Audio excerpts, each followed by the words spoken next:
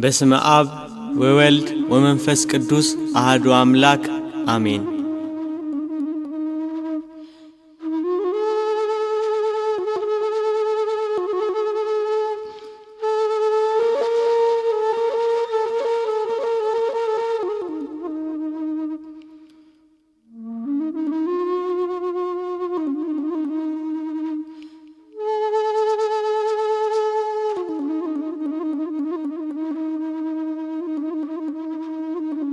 ጌታችን መድኃኒታችን ኢየሱስ ክርስቶስ በምድር ያደረጋቸው ተአምራት። ተአምረ ኢየሱስ። አዳም በሲኦል ተጥሎ በእግረ ዲያብሎስ ይቀጠቀጣል። ሞት በአዳም እንደመጣ ሁሉ ሞት የገዛቸው አዳምና ልጆቹ በገሃነም እሳት ይጣላሉ። በሲኦል ያሉ ነፍሳት ወደ ሰማይ አሻግረው ተስፋ የተደረገላቸውን ቀናት ይናፍቃሉ። ሕገ እግዚአብሔርን በጣሰው በአዳም በደል የሰው ልጆች የወጡባት ገነት በእሳታዊ መልአክ በብርሃን ሰይፍ ትጠበቃለች።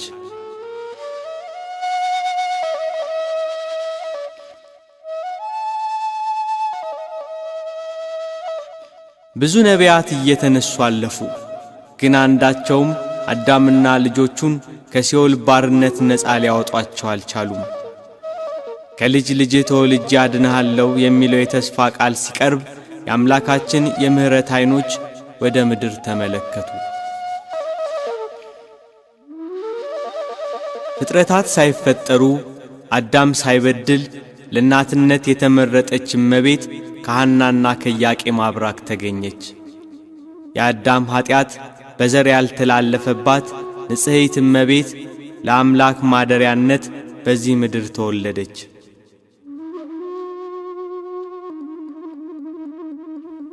3 ዓመት በእናትና አባቷ ቤት 12 ዓመት በቤተ መቅደስ አደገች። መላእክት የዕለት ምግቧን እያመጡላት ከሰማይ ሰማያዊ ዝማሬ ከምድር የካህናቱን ምስጋና እያዳመጠች እናታችን ቅድስት ድንግል ማርያም አደገች።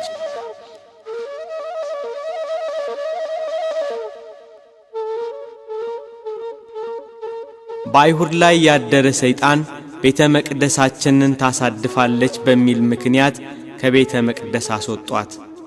በካህኑ ዘካርያስ ጸሎትና ልመና አረጋዊ ዮሴፍ እመቤታችንን እንዲጠብቃት ተመረጠ።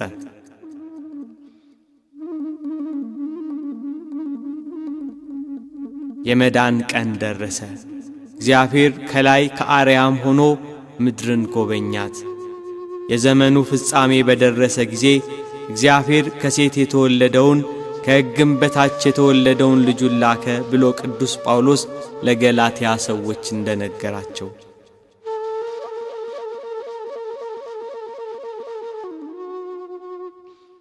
በስድስተኛው ወር ቅዱስ ገብርኤል መልአክ በእግዚአብሔር ፊት ጸጋን ወዳገኘችው ወደ ድንግል ማርያም ተላከ፣ የምስራቹን ሊናገር። አምላክ ወደ ምድር መጥቶ ሰው ሆኖ የሰውን ልጅ ለማዳን ንጽሕናዋን ወዶ ለእናትነት እንደመረጣት ሊያበስራት መጣ።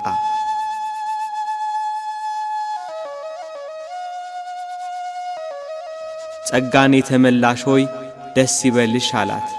እነሆ ትጸንሻለሽ፣ ወንድ ልጅም ትወልጃለሽ፣ ስሙንም ኢየሱስ ትዪዋለሽ።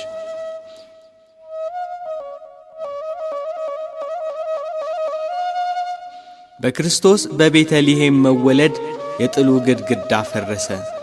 ሰውና መላእክት በአንድነት ዘመሩ። ስብሐት ለእግዚአብሔር በሰማያት፣ ለእግዚአብሔር በሰማይ ምስጋና ይሁን፣ ወሰላም በምድር ስምረቱ ለሰብ፣ ለሰውም በጎ ፈቃድ እያሉ ጌታችን መድኃኒታችን ኢየሱስ ክርስቶስ ከድንግል ማርያም በተወለደ ጊዜ በቤተልሔም ዘመሩ።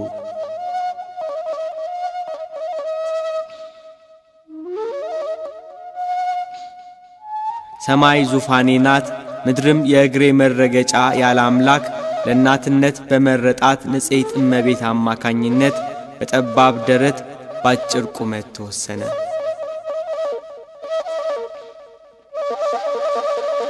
በቤተልሔም በከብቶች በረት ተወለደ። በጨርቅ ተጠቀለለ፣ በበረት ተጣለ። ከብት ጠባቆች አዩት፣ መላእክት አመሰገኑት፣ ሰብአ ሰገል ሰገዱለት።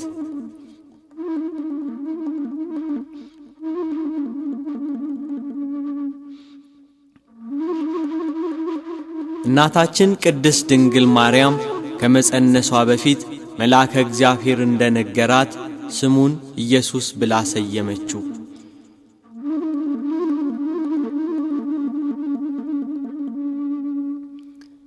በጨለማ የሄደ ሕዝብ ታላቅ ብርሃንን አየ፣ በሞት ጥላ አገርም ለኖሩ ብርሃን ወጣላቸው።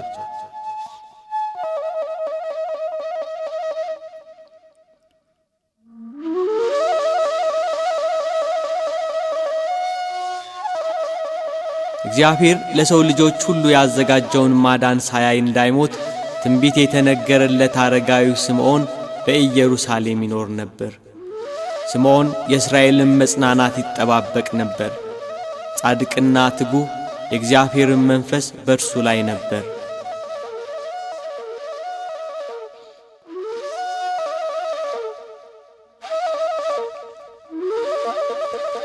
ንጉሥ በጥሊሞስ 46ቱን መጻሕፍተ ብሉያት ከዕብራይስጥ ወደ ጽር ቋንቋ ሲያስተረጉም የኢሳይያስ የትንቢት መጽሐፍ ለስምዖን ደረሰው።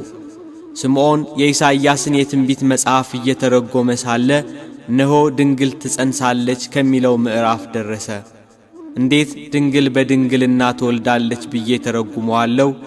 ይህንን የአሕዛብ ንጉሥ የእስራኤልስ መንግሥት ይቀበሉኛል ብሎ ፈርቶ ሴት ትጸንሳለች ብሎ ተረጎመው።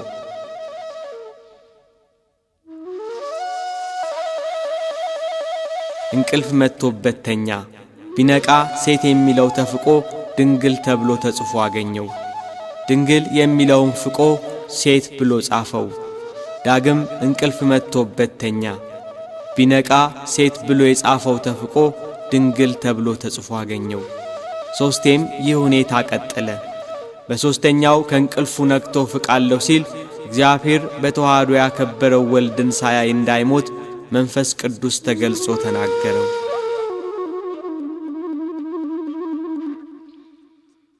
የእግዚአብሔር የማዳን ቀን የአባቶቹ የነቢያት ተስፋን እየተጠባበቀ ስምዖን 500 ዓመት ኖረ።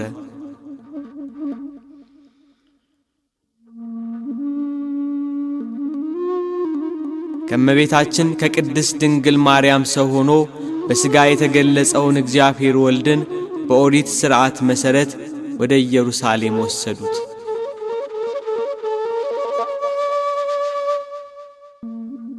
በኢየሩሳሌም የጌታን ቀን የሚጠብቀው አረጋዊው ስምዖን ካልጋ ተጣብቆ ይኖር ነበር። መንፈስ ቅዱስ አጽንቶና አነሳስቶ ወደ ምኵራብ ወሰደው።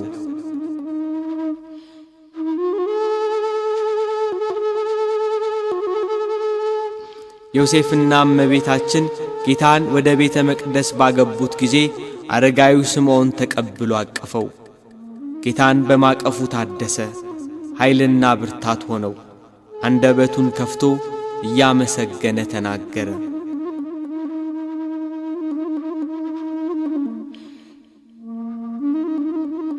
ጌታ ሆይ አሁን እንደ ቃልህ ባሪያህን በሰላም ታሰናብተዋለህ። ዓይኖቼ በሰው ሁሉ ፊት ያዘጋጀኸውን ማዳንህን አይተዋልና ይህም ለአሕዛብ ሁሉ የሚገልጥ ብርሃን ለሕዝብህ ለእስራኤልም ክብር ነው አለ። እናቱ ማርያምን ግን እንደ ጦር የሚከፍል ሐዘን በልብሽ ያድራል አላት። የልጇ የወዳጇ የመስቀል ሞት ለእናቱ ለድንግል ማርያም እንደ ጦር የምትሰማ ሐዘን ናትና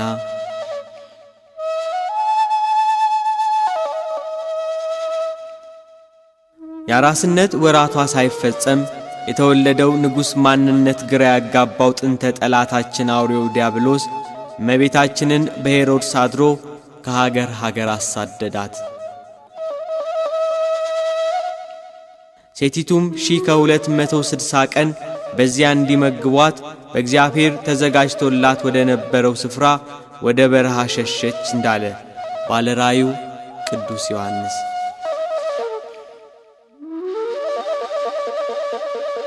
ከሄሮድስ ወታደሮች ሸሽታ ከሀገር ሀገር ተሰደደች። ልጇን እንዳይገሉት በቅፏ ከልላ 3 ዓመት ከ6 ወር ተሰደደች።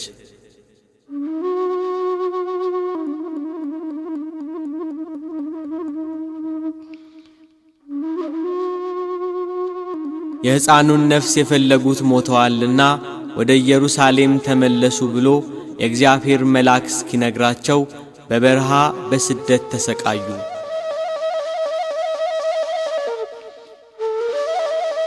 ሄሮድስ ከሞተ በኋላ ድንግል ማርያም ጌታችን ኢየሱስ ክርስቶስን አዝላ ወደ ኢየሩሳሌም ተመለሰች።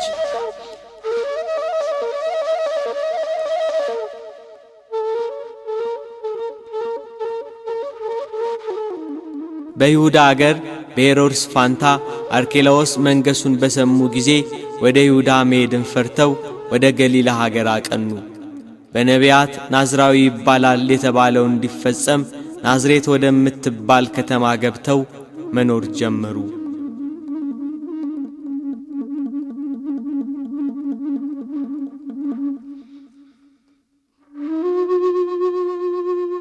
ጌታችን ኢየሱስ ክርስቶስ በሥጋ ተገልጿልና ጥቂት በጥቂት አደገ። ሕፃናትን የሚያሳድግ ጌታ እንደ ሕፃናት አደገ። እንደ እግዚአብሔር እየሠራ እንደ ሰው ተመላለሰ። ከኀጢአት በቀር ፍጹም ሰው ሆነ።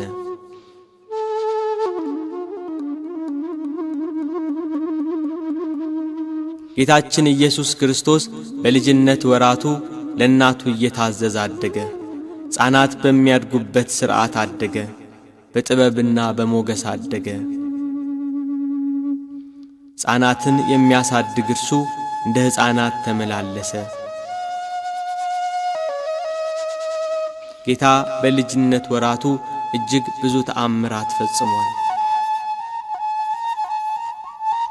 ኢየሱስ ያደረገው ብዙ ሌላ ነገር ደግሞ አለ። ሁሉ በእያንዳንዱ ቢጻፍ ለተጻፉት መጻሕፍት ዓለም ራሱ ባልበቃቸው ይመስለኛል እንዳለ ወንጌላዊው ቅዱስ ዮሐንስ።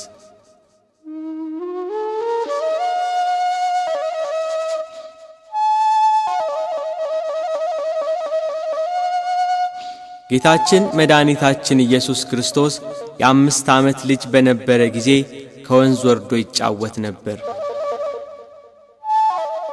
በልዩ ጥበብና ዕውቀት ውሃውን እያፈሰሰ አሸዋውን እያጣራ ደቃቁን አፈር በጉድጓድ ውስጥ እያስቀመጠ ይጫወታል። የላመውን ደቃቅ አፈር ጭቃ አድርጎ 12 የወፍ ቅርጽ ሠራ። ይህን እያደረገ የሚጫወትበት ቀን ዕለተ ሰንበት ነበር። አብረው የሚጫወቱ ሕፃናት አብረውት ነበሩ። አንድ አይሁዳዊ ጌታ የሚሠራውን አይቶ ወደ ዮሴፍ ሄዶ ሕፃኑ ኢየሱስ በሰንበት መደረግ የማይገባውን ጭቃ እያቦካ 12 የወፍ ምስል ሠራ ብሎ ጌታን ከሰሰው።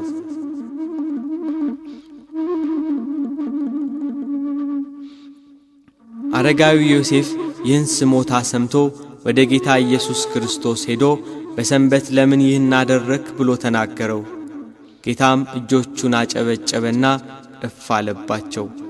ከአፈር ባበጃጀው በአዳም ላይ የሕይወት እስትንፋስን እፍ ያለ ጌታ ጭቃ አብኩቶ በሠራቸው የወፍ ምስል ላይ እፍ አለባቸውና ከዚህ ሂዱ፣ ሰው ከሌለበት ከዚያ ስፍራ ብረሩ አላቸው። እነዚያ በጭቃ የተሠሩ ወፎች የእግዚአብሔር ልጅ የተመሰገነ ነው እያሉ በረሩ።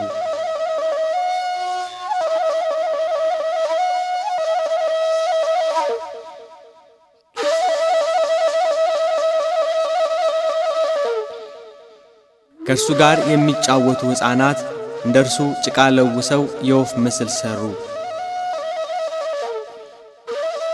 ከዚያ ከጠዋት እስከ ማታ ጉሮሮአቸው እስኪያብጥ በእነዚያ ከጭቃ በተሠሩ ወፎች ላይ እፍ አሉባቸው።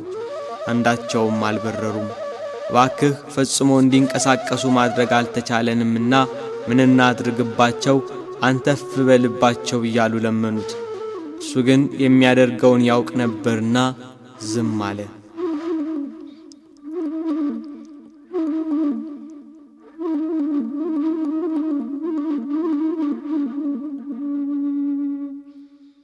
አንድ ሕፃን ግን ጭቃውን እፍ በማለቴ አዋፍ የሆኑ ዘንድ እባክህ ሥልጣን ስጠኝ እያለ አብዝቶ ለመነው።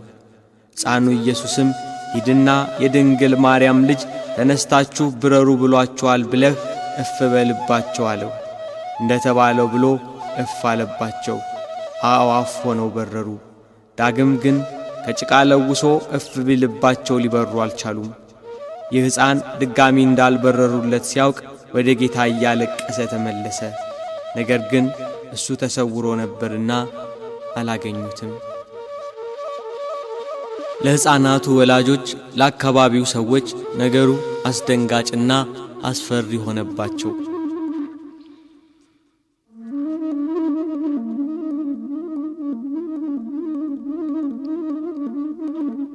በልጅነት ወራቱ እንደ ልጆች እየተጫወተ እንደ አምላክነቱ ተአምራት እየሰራ አደገ።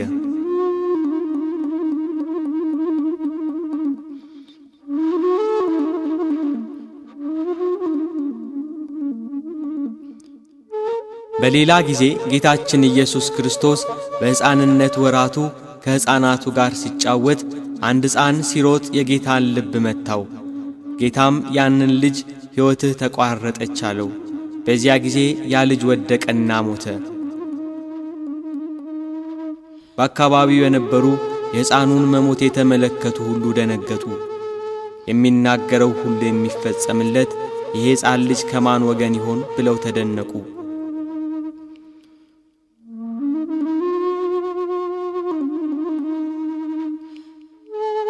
የሞተው ልጅ ዘመዶች ስለ ልጃቸው አለቀሱ።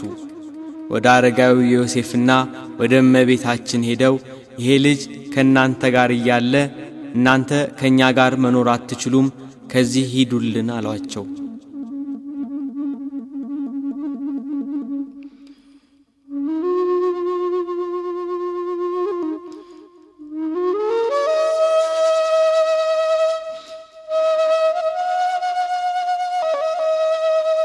አንድ ጊዜ ጌታ በልጅነት ወራቱ እንደ ሕፃናት በሰገነት ሆኖ ከልጆች ጋር ይጫወታል።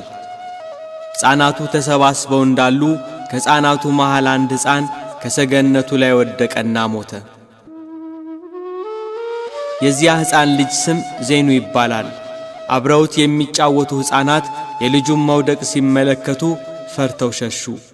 ጌታችን ኢየሱስ ክርስቶስ ግን በዚያ ሰገነት ላይ ብቻውን ቀረ።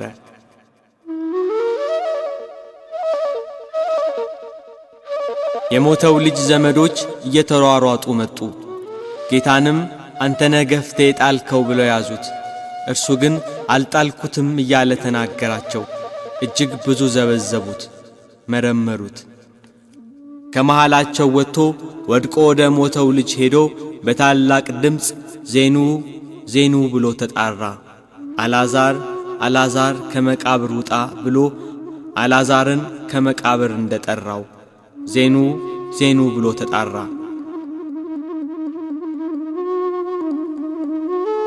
የዚያ ሕፃን ዓይኖች ተገለጡ። ጌታም ያን ሕፃን ጠየቀው። ዜኑ እኔ ነኝ ከገደል የጣልኩህ አለው። ያም ሕፃን አይደለም አንተ አልጣልከኝም ብሎ በዘመዶቹ ፊት መሰከረ። ሕዝቡ እርሱ ብቻውን ታላላቅ ተአምራት ያደረገ ከልዑላን ይልቅ ልዑል ነው እግዚአብሔር እያሉ አመሰገኑ።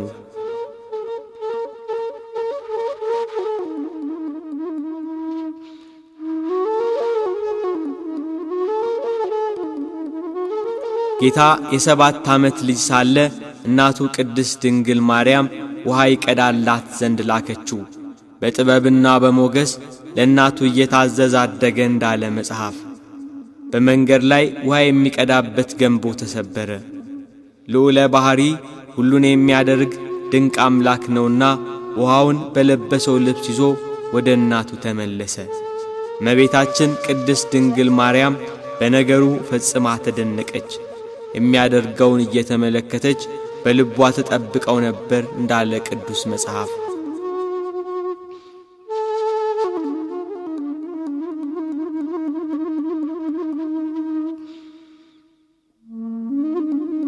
ጌታችን መድኃኒታችን ኢየሱስ ክርስቶስ እንደ ሕፃናት እያደገ የ8 ዓመት ሕፃን ሆነ።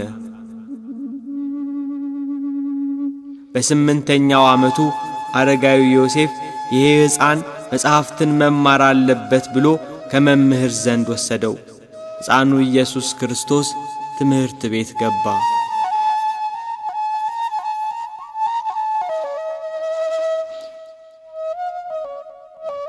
መምህሩ አልፋና ቤጣ በል ብሎ ጌታችንን አዘዘው።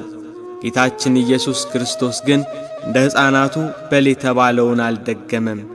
አልፋ ማለት ትርጉሙ ምንድነው ንገረኝ ብሎ መምህሩን መልሶ ጠየቀው። መምህሩ ፍጹም አዋቂ መሆኑ ስለገባው ደነገጠና ማስተማሩን ተወ።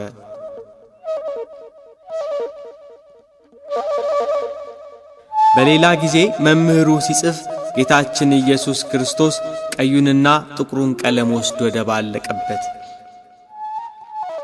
መምህሩ ይህን በተመለከተ ጊዜ ይሄ መበለት ልጅ ቀለሜን አበላሸብኝ ብሎ በጥፊ መታው። ጌታችን ግን ለምን ትመታኛለህ? ቀለሙን እንደነበረ መልሶአለሁ ብሎ ጥቁሩን ከቀይ ቀለም ለይቶ እነሆ ገንዘብህ ይኸው ውሰድ ብሎ ሰጠው። መምህሩ ሁኔታው አስደነገጠው፣ በነገሩ ተገረመ። በነፍስና በሥጋ በውስጥም በአፋ ድንግል ወደምትሆን ወደ ጌታችን እናት ወደ እመቤታችን ሄዶ ይሄ ልጅሽ ማን ነው? የሚሠራው ተአምርስ ምንድነው? ነቢዩ ኢሳይያስ ድንግል በድንግልና ትወልዳለች፣ ስሙን አማኑኤል ብላ ትጠራዋለች ብሎ ትንቢት የተነገረለት እሱ ነው እንዴ ብሎ ግራ ተጋብቶ መልሶ አስረከባት።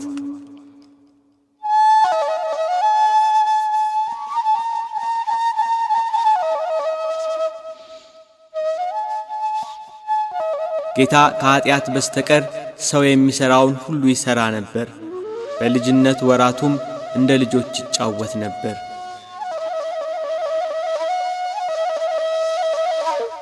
አንድ ቀን ከጓደኞቹ ሕፃናት ጋር ሲጫወት በቤቱ መስኮት የፀሐይ ብርሃን ገባ። አማኑኤል የተባለ ጌታችን ኢየሱስ ክርስቶስ በፀሐይ ጮራ ወይንም በፀሐይ እግር ላይ ወጥቶ ተቀመጠ።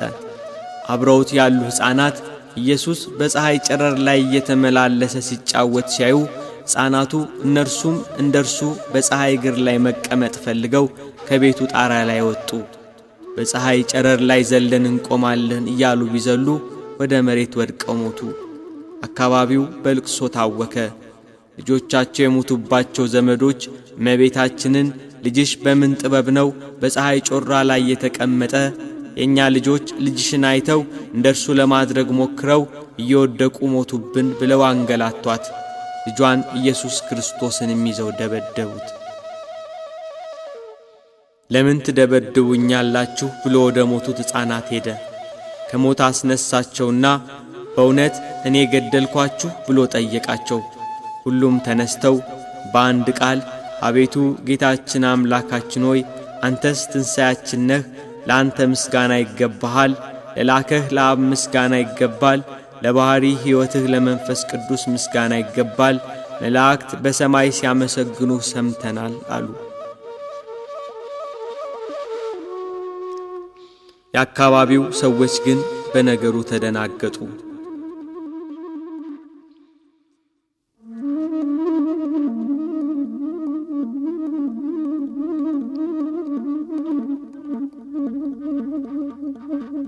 ጌታ የ12 ዓመት ልጅ ሲሆን እንደ ልማዳቸው የፋሲካን በዓል ሊያከብሩ አረጋዊው ዮሴፍና እናቱ ክብርት እመቤታችን ጌታን ይዘው ወደ ኢየሩሳሌም ወጡ።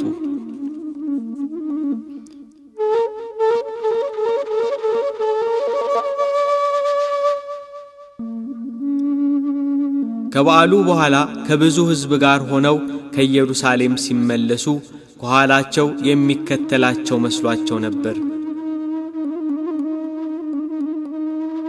አገራቸው ሲደርሱ ከዘመዶቻቸውና አብረው ከተጓዙት ሰዎች መካከል ቢፈልጉት አጡት። እመቤታችን በልጇ በወዳጇ መጥፋት አዘነች። መሪር እምባን ካዘነችባቸው ሐዘናት አንዱ ይሄ ልጇ መጥፋት ነበር።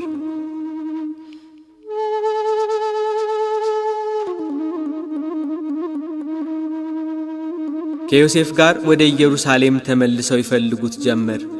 እርሱ ግን በኢየሩሳሌም ከሊቃውንት ጋር በምኵራብ ውስጥ ተቀምጦ ከካህናቱ ጋር እየተከራከረ ከነቢያት መጻሕፍትና ከኦሪትም እየጠቀሰ የተሰወሩትን ምሳሌያት ሁሉ እያብራራ ያስረዳቸው፣ ሊቃውንቱንም ይጠይቃቸው ነበር። በምኵራቡ ሲያገኙት እናቱ ልጄ ሆይ ስለምን እንዲህ አደረግክ አለችው። ሕፃኑ ኢየሱስም ስለምን ፈለጋችሁኝ? በአባቴ ቤት እሆን ዘንድ እንዲገባኝ አላወቃችሁምን? አላቸው።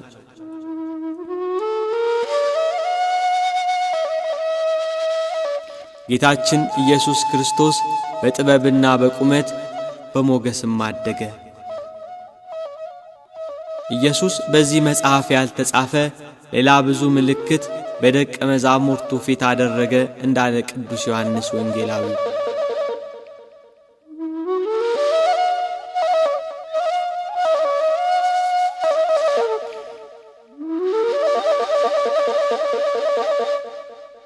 ሰላሳ ዓመት ሲሞላው በዮሐንስ እጅ ይጠመቅ ዘንድ ከገሊላ ወደ ዮርዳኖስ መጣ። መጥምቁ ዮሐንስ በዚያ ወራት መንግሥተ ሰማያት ቀርባለችና ንስሐ ግቡ እያለ በይሁዳ ምድረ በዳ ይሰብክ ነበር። ጌታችን ኢየሱስ ክርስቶስም በዮሐንስ እጅ ተጠመቀ። መንፈስ ቅዱስ በርግብ አምሳል ወርዶ በራሱ ላይ አረፈ። እግዚአብሔር አብ በደመና ሆኖ በእርሱ ደስ የሚለኝ የምወደው ልጄ ይህ ነው አለ።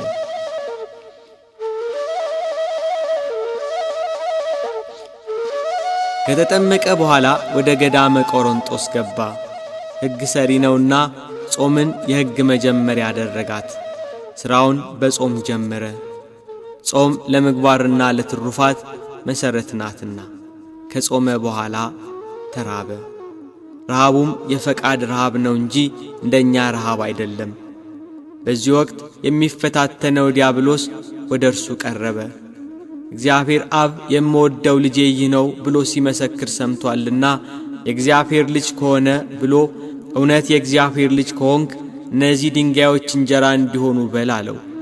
ጌታችን ኢየሱስ ክርስቶስም መልሶ ሰው በእግዚአብሔር አፍ በሚወጣው ቃል ሁሉ እንጂ በእንጀራ ብቻ አይኖርም ተብሎ ተጽፏል አለው። ይህንን የስስት ፈተና ድል ነሳው። በዚህ የተረታ ሰይጣን ወደ ቅድስት አገር ወደ ኢየሩሳሌም ወሰደው። እርሱ የሚወስደው ሆኖ አይደለም፣ ፈቃዱን አውቆ ሄደ እንጂ።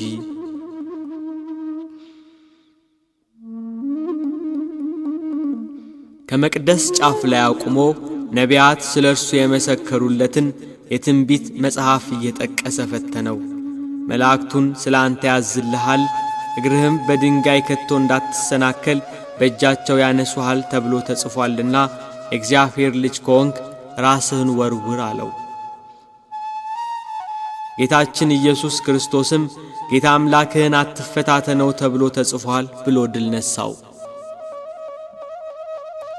ይህን የትዕቢት ፈተና ድል ነሳው። ከዚህ በኋላ ወደ ረጅም ተራራ ወጣው። ነገሥታትን ድል በማልነሳበት በቤተ መቅደስ ቢሆን ድል ነሳኝ እንጂ ነገሥታትን ድል በምነሳበት በተራራ ቢሆን መቼ ድል ይነሳኝ ነበር የሚለውን ፈቃዱን አውቆ ሄደለት። የዓለምን መንግሥታት ሁሉ ክብራቸውን አሳይቶ ደፋር ነውና ወድቀህ ብትሰግድልኝ ይህን ሁሉ ሰጠሃለሁ አለው። ሂድ አንተ ሰይጣን፣ ለጌታ ለአምላክህ ስገድ፣ እርሱን ብቻ አምልክ ተብሎ ተጽፏል ብሎ አባረረው። ይህንን የፍቅረ ነዋይ ፈተናም ድል ነሳው።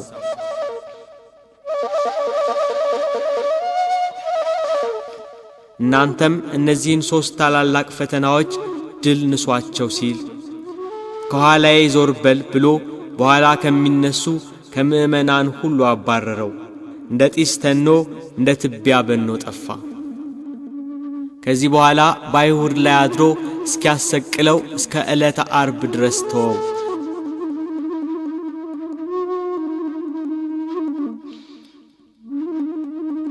ጌታችን ኢየሱስ ክርስቶስ ወደ ገሊላ ተመለሰ። ወንጌልን ማስተማር ሲጀምር ዕድሜው 30 ዓመት ሆኖት ነበር። በምኵራብ እየገባ ያስተምር ነበር። ሁሉም ከትምህርቱ የተነሳ ይገረሙ ይደነቁ ነበር፣ ያመሰግኑትም ነበር። ቃሉን የሚሰሙት የሚከተሉት በረከቱ። ከሮማውያን ቀኝ ግዛት ነፃ ያወጣናል ብለው የጠበቁ የእስራኤል ዘነፍስ መድኃኒትን የናፈቁ በደዌ ሥጋ በደዌ ነፍስ የተያዙ በበሽታ የሚማቅቁ ተስፋ ያጠራቸው የምስራቹን ለመስማት 5 ገበያ የሚሆን ሕዝብ ይከታተለዋል።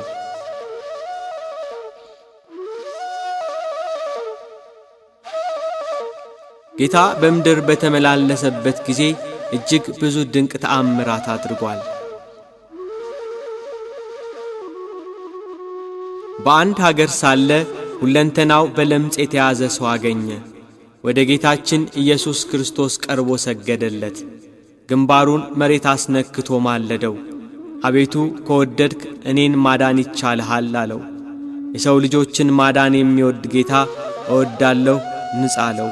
ያን ጊዜውኑ ለምጹ ለቀቀው። እንደ አዲስ ተፈጥሮ ገላው የሚያበራ ሆነ። ደዌው ፈጽሞ ለቀቀው። ለማንም እንዳትናገር ተጠንቀቅ፣ ሄደህ ራስህን ለካህን አሳይ፣ ስለ መዳንህ መባ አቅርብ ብሎ አዘዘው።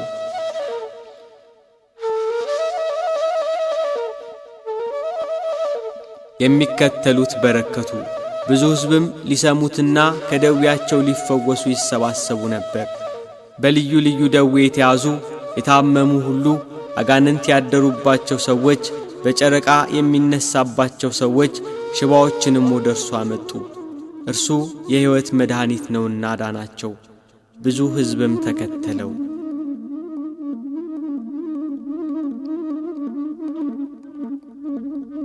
በገሊላ ባህር ዳር በስተሰሜን ባለች ወደ ናሆም መንደር ወደ ቅፍርናሆም ገባ። ጌታችን ኢየሱስ ክርስቶስ እየተዘዋወረ ሲሰብክ መኖሪያው ቅፍርናሆም ነበር። ወደ ቅፍርናሆም ሲገባ ልጁ የታመመበት የጌታን ተአምራት የሰማ አንድ የመቶ አለቃ ወደ ጌታ ኢየሱስ ክርስቶስ እየገሰገሰ መጣ። ጌታን ባገኘው ጊዜ ብላቴናዬ ሽባ ሆኗል፣ እጅግ እየተሰቃየ በቤቴ ተኝቷል፣ አድንልኝ ብሎ ለመነው። እሺ መጥቼ ፈውሰዋለሁ አለ ጌታ። መቶ አለቃው ግን ጌታ ሆይ በቤቴ ጣሪያ በታች ልትገባ አይገባም፣ ቃል ብቻ ተናገር፣ በቃልህ ልጄ ይፈወሳል አለው።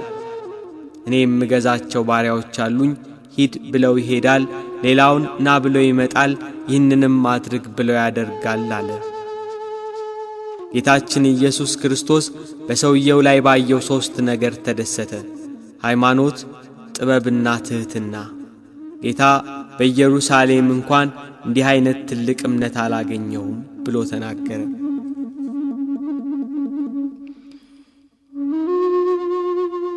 የሰውየው እምነት አስደስቶታልና ሂድ እንዳመንክ ይሁንልህ አለው። ያ የመቶ አለቃ ወደ ቤቱ ሲመለስ ልጁ ድኖ ወደ እርሱ ሲመጣ አገኘው። የዳነበትን ሰዓት ቢጠይቅ ጌታ ሂድ እንዳመንክ ይሁንልህ ብሎ የተናገረበት ሰዓት ነበር። እንደ እምነቱ ሆነለት።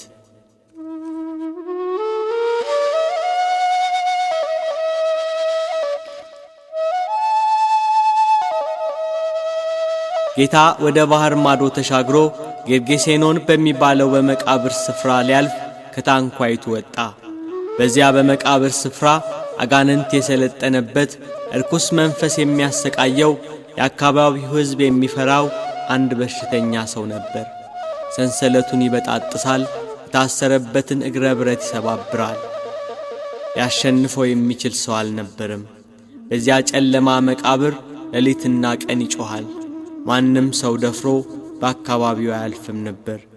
ድንጋይ ይዞ ሰዎችን እያባረረ ይገላል። ሰውነቱን በድንጋይ እያደማ ያቆስላል። ጌታችን ኢየሱስ ክርስቶስ በዚያ ሲያልፍ ከመቃብር ወጥቶ ተገናኘው። የተከተሉት ሐዋርያት ፈርተው በሩቅ ቆሙ።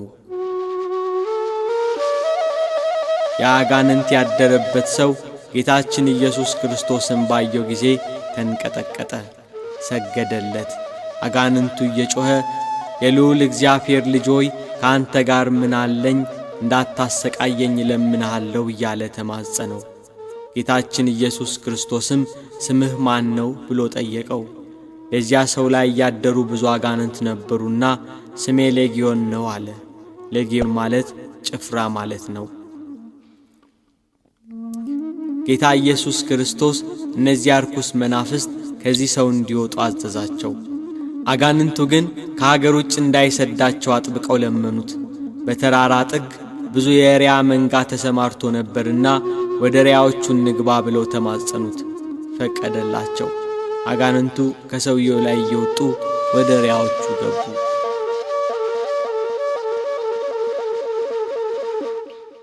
ያ ሰው ወደ ሰውነቱ ተመለሰ። አጋንንት አድረውበት ከሰው በታች አድርገውት በመቃብር ያኖሩት ነበር። ጌታችን ኢየሱስ ክርስቶስ አጋንንቱን አውጥቶለት ሕይወቱን ሰጠው። ጌታ ሆይ ካንተ ጋር ልኑር ብሎ ለመነው።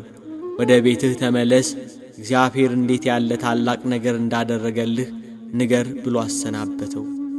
ጌታችን ኢየሱስ ክርስቶስ ታላቅ ነገርን እንዳደረገለት በከተማው ሁሉ እየሰበከ ሄደ።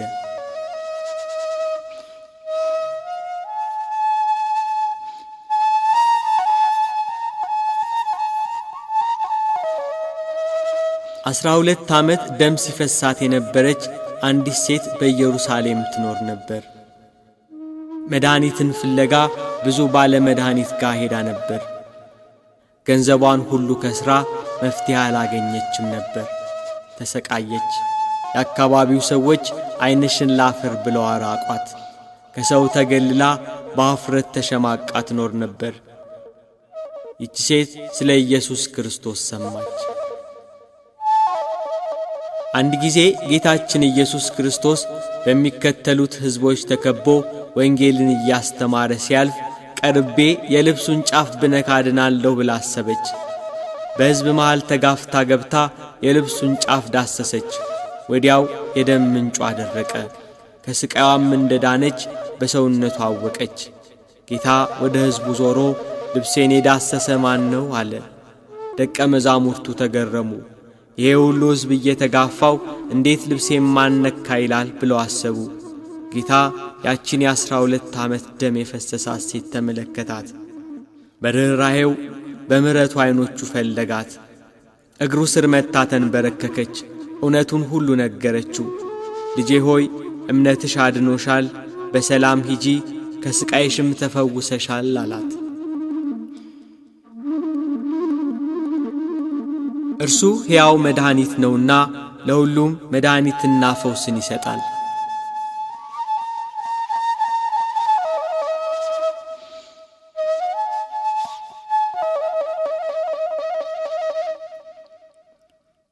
ኢያኢሮስ የተባለ የምኵራብ አለቃ የ12 ዓመት ልጁ ሞተችበት።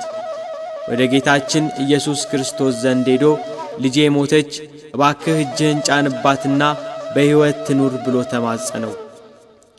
በዚህ ወቅት ጎረቤቶቹ መጥተው ልጅህ ሞታለችና ከእንግዲህ መምህሩን አታድክመው፣ አያስፈልግህም አሉት። እርሱ ግን አልተቀበላቸውም። እንዴት ልጄ ትሞታለች እያለ በኢየሱስ ክርስቶስ ፊት አለቀሰ። ጌታችን ኢየሱስ ክርስቶስ ግን እመን ብቻ እንጂ አትፍራ አለው። ጴጥሮስን ያዕቆብንና የያዕቆብን ወንድም ዮሐንስን ብቻ አስከትሎ ወደ ምኵራብ አለቃው ቤት ሄደ። በምኵራብ አለቃው ቤት በልጅቷ መሞት ጎረቤትና ዘመዶቿ ያለቅሳሉ። ኢየሱስ ክርስቶስ ወደ ሞተችው ልጅ ቀርቦ እጇን ይዞ ጣቢታ ተነሽ አላት።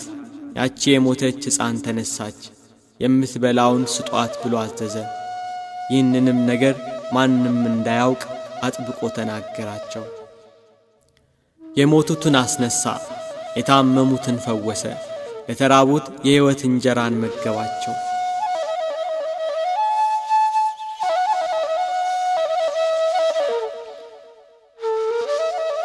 ሲያልፍ ከመወለዱ ጀምሮ እውር የሆነ ሰው አየ። ዘወትር እጁን ዘርግቶ ሰዎች እንዲዘከሩት ይለምናል። ደቀ መዛሙርቱ ይህንን አይነ ስውር አይተው ይህ ሰው እውር ሆኖ እንዲወለድ ኀጢአት የሠራ ማን ነው? እርሱ ወይስ ወላጆቹ? ብለው ኢየሱስ ክርስቶስን ጠየቁት። እርሱ ኀጢአተኛ ነው ወይንም እናት አባቱ በድለዋል ብለው ያስቡ ነበርና።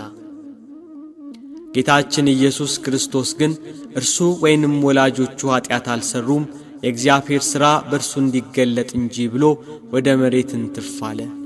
በምራቁ ጭቃ አድርጎ በጭቃው የዕውሩን ዓይኖች ቀባና ሄድና በሰሊሆም መጠመቂያ ታጠባለው። እየተመራ ሄደ፣ እያየም ተመለሰ።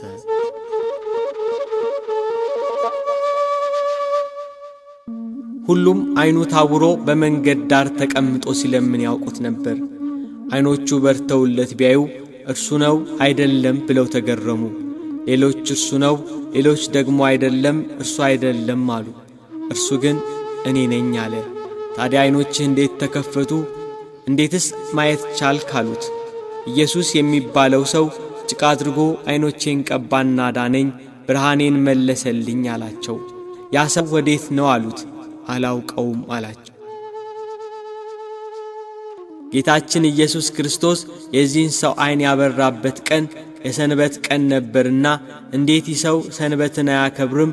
እንደምን በሰንበት ዓይንህን ያበራል? ብለው ዓይነ ስውር የነበረውን ሰው ሞገቱት። እንዴት ኀጢአተኛ ሰው ይህንን ያደርጋል? ብለው ጨቀጨቁት። ስለ ሰውየው አንተ ምን ትላለህ? ብለው ፈሪሳውያኑ ዓይነ ስውር የነበረውን ሰው ጠየቁት። እርሱ ነቢይ ነው አላቸው። በፈሪሳውያን ዘንድ በዚህ ምክንያት በመሃላቸው መለያየት ተፈጠረ።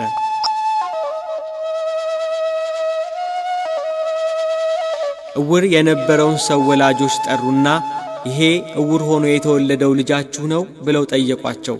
አዎን አሉ እናትና አባቱ። ይሄ ልጃችን ነው፣ እውር ሆኖ እንደተወለደ እናውቃለን አሉ። ዓይኖቹን ማን እንደከፈተ ግን እኛ እናውቅም፣ እርሱ ሙሉ ሰው ነውና ራሱን ጠይቁት፣ ፈሪሳውያኑን ፈርተዋልና።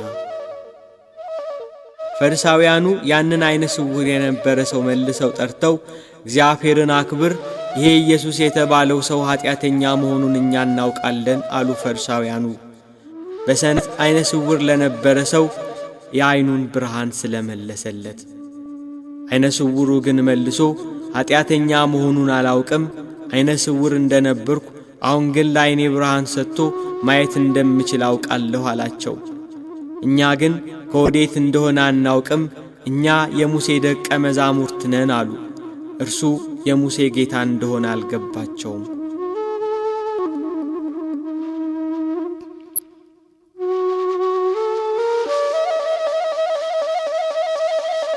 ከኢየሩሳሌም አጠገብ ባለው ቢታንያ በተባለው መንደር ማርያም፣ እህቷ ማርታና ጌታ የሚወደው ወንድማቸው አልዓዛር ይኖሩ ነበር። ጌታን በቤታቸው እየተቀበሉ ያስተናግዱት ነበር። ጌታ ሆይ እነሆ የምትወደው ታሟል፣ ሳይሞትብን ድረስ ብለው መልእክተኛ ላኩበት። ይሄ አልዓዛር ሕመም የእግዚአብሔር ልጅ እርሱን አስነስቶ በጌትነት ይገለጥ ዘንድ ነው እንጂ ለሞት አይደለም ብሎ መልእክተኞቹን መለሳቸው። ጌታችን ኢየሱስ ክርስቶስ መታመሙን ሰምቶ 2 ቀን በነበረበት ስፍራው አለ። ለኢየሩሳሌም 15 ምዕራፍ ያህል ቅርብ ወደ ነበረችው ወደ ቢታንያ መንደር መልእክቱ በደረሰው በ4ኛው ቀን ጌታችን ኢየሱስ ክርስቶስ መጣ። አልዓዛር ሞቶ ዘመዶቹና እህቶቹ አልቅሰው ገንዘው ቀብረውት ነበር። ማርታ የኢየሱስ ክርስቶስን የመምጣት ወሬ ስትሰማ ልትቀበለው ወጣች። ጌታ ሆይ አንተ በዚህ ኖረህ ቢሆን ወንድሜ ባልሞተ ነበር አለችው። ድውይ የሚፈውስ እንጂ ሙት የሚያስነሳ አልመሰላትም ነበር። አንቺ አላመንሽም እንጂ ወንድምሽ ይነሳል አላት ኢየሱስ ክርስቶስ። አውቃለሁ በዕለተ ምጽአት ሙታን በሚነሱበት ጊዜ እንዲነሳ አውቃለሁ አለችው። ጌታችን ኢየሱስ ክርስቶስም ትንሣኤና ሕይወት እኔ ነኝ፣ የሚያምንብኝ ቢሞት እንኳን ሕያው ይሆናል አላት። ያጽናኗቸው ከእነርሱ ጋር በቤት የነበሩ ወዳጅ ዘመዶቻቸው ለቀስተኛው ሁሉ ተሰባሰበ። ማርታ ማርያምን ጠራቻት። ኢየሱስ ክርስቶስን ስታይ እንደ እህቷ እንደ ማርታ ጌታ ሆይ አንተ በዚህ ኖረ ቢሆን ወንድሜ ባልሞተ ነበር አለችው። ኢየሱስ ክርስቶስም ማርያም ስታለቅስ ከእርሷ ጋር ያሉት አይሁድ ሁሉ ሲያለቅሱ አይቶ ስለ አልዓዛር አለቀሰ። በመንፈሱ አዘነ፣ በራሱም ታወከ፣ እምባውን አፈሰሰ። ወዴት አኖራችሁት አለ። ነገሩት። የሚከተሉትን አዘዛቸው። ድንጋዩን ከመቃብሩ ላይ አነሱት። የሞተው የአልዓዛር እህት ማርታ ጌታ ሆይ 4ኛ ቀን ሆኖታልና አሁን ይሸታል አለችው። ብታምኚ የእግዚአብሔርን ክብር እንድታይ አልነገርኩሽም አላት። ድንጋዩን አነሱት። አልዓዛር አልዓዛር ብሎ ተጣራ። በመቃብር ያሉ ድምፁን የሚሰሙበት ቀን ይመጣል ብሏልና። በመቃብር ያለው አልዓዛር የጌታን ድምፅ ሰማ። እጆቹና እግሮቹ በመግነዝ እንደተገነዙ፣ ፊቱም በጨርቅ እንደተጠመጠመ ነበር። እንደተገነዘ ከመቃብር ወጣ። ደቀ መዛሙርቱን የመፍታትና የማሰር ሥልጣን እንደተሰጣቸው ሲያመለክት ፍቱትና ይሂድ ተዉት አላቸው። የሞትን ኃይል ሰብሮ የሞቱትን አስነሣ። የታመሙትን አዳናቸው። የዕውራንን ዓይን አበራ።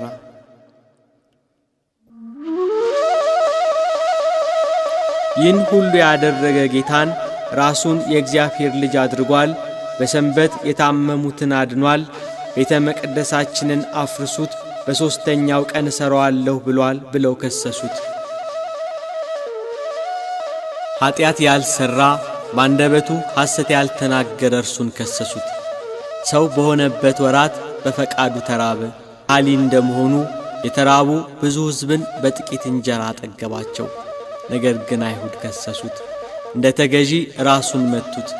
የሁሉ ገዢ እንደመሆኑ ከኀጢአት ቀንበር ነፃ አደረገን። ነገር ግን አይሁድ በሸንጓ ቁመው ከሰሱት፣ መከራን ተቀበለ። ኀጢአትን ይቅር የሚል እርሱን ኀጣ አሉት። በመኳንንት ላይ የሚፈርደውን ፈረዱበት። ኀጢአትን ያጠፋ ዘንድ ስለ ሁላችንም ኀጢአት ተላልፎ ተሰጠ።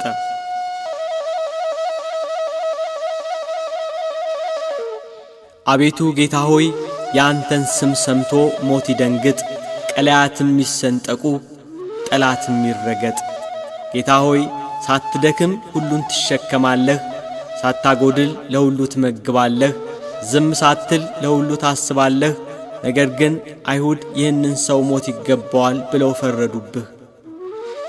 ሳትተኛ ሁሉን የምትጠብቅ፣ ሳትዘነጋ ሁሉን የምታስብ ሆይ አይሁድ በመስቀል ትሞት ዘንድ ፈረዱብህ።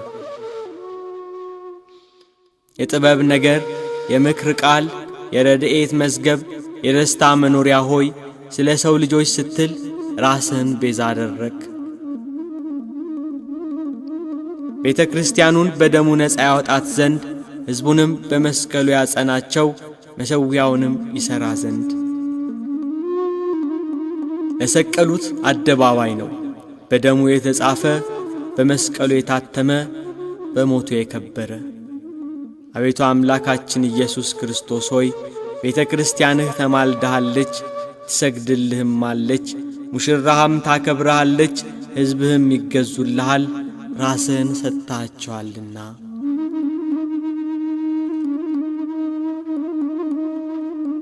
የአይሁድ መምህራን የካህናት አለቆች ከገዢው ከጲላጦስ ጋር ሊፈርዱበት በአደባባይ አቆሙት።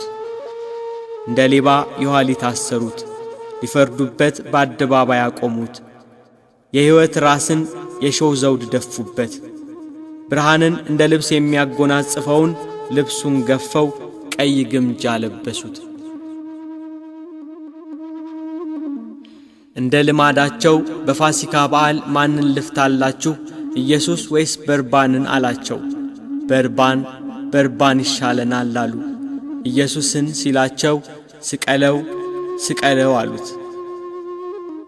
ከወንበዴዎች ጋር ቆጠሩት። ወደ እንጨትም አውጥተው ምሕረት የሌለው ስቅለትን እንደ ሕጋቸው ሰቀሉት።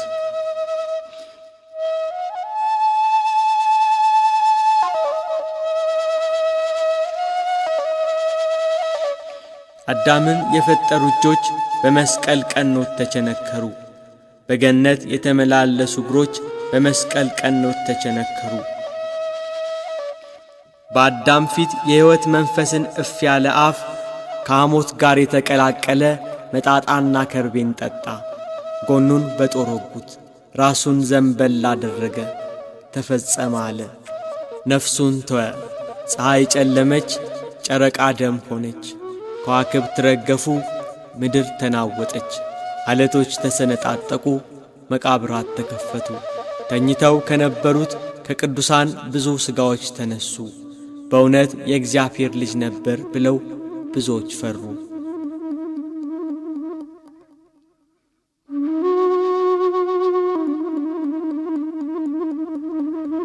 ከእንጨት አውርደው በመቃብር አኖሩት። ሞትን ድል አድርጎ እንደሚነሳ ፈርተው መቃብሩን እንዲያስጠብቅ ፈሪሳውያኑ ተሰባስበው ለጲላጦስ ነገሩት። መቃብሩን በድንጋይ አትመው በጭፍሮች አስጠበቁ። በሰንበት ቀን ሲነጋ መግደላዊት ማርያምና ሁለተኛይቱ ማርያም መቃብሩን ሊያዩ መጡ። እነሆ የጌታ መልአክ ከሰማይ ስለወረደ ታላቅ መናወጥ ሆነ። መልአኩ መልኩ እንደ መብረቅ ልብሱም እንደ በረዶ ነጭ ነበር። ጠባቆችም እርሱን ከመፍራት የተነሳ ተናወጡ፣ እንደ ሞቱም ሆኑ። የእግዚአብሔር መልአክ ሴቶቹን አላቸው፣ አትፍሩ፣ የተሰቀለውን ኢየሱስን እንድትሹ አውቃለሁ። እንደ ተናገረ ተነስቷል፣ በዚህ የለም ብሎ የትንሣኤውን የምሥራች ነገራቸው።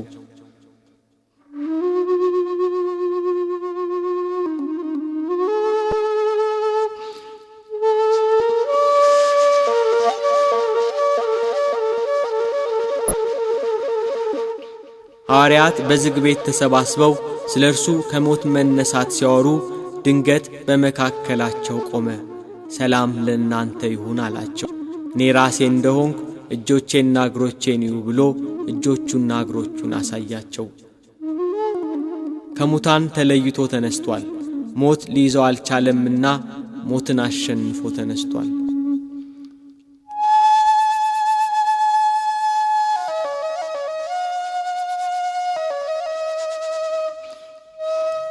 ከትንሣኤው በኋላ 40 ቀን አብሮአቸው እያስተማራቸው ቆየ። በ40ኛው ቀን በሙሴ ሕግና በነቢያት በመዝሙራት ስለ እርሱ የተጻፈውን መፈጸሙን ነገራቸው። መጻሕፍትን ያስተውሉ ዘንድ አእምሮአቸውን ከፈተላቸው።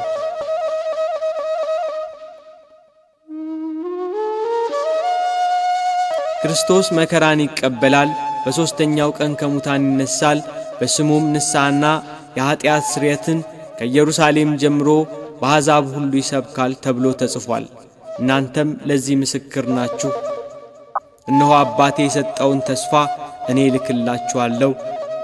እናንተ ግን ከላይ ኃይል እስክትቀበሉ ድረስ በኢየሩሳሌም ከተማ ቆዩ አላቸው። እስከ ቢታንያ ያወጣቸው፣ እጆቹንም አንስቶ ባረካቸው፣ ወደ ሰማይ አረገ።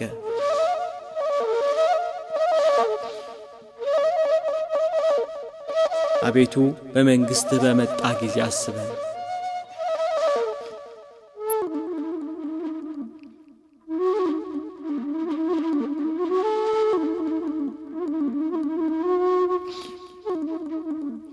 ምስጋና ይሁን ለአብ ለወልድ ለመንፈስ ቅዱስ ዛሬም ዘወትርም ለዘለዓለሙ አሜን።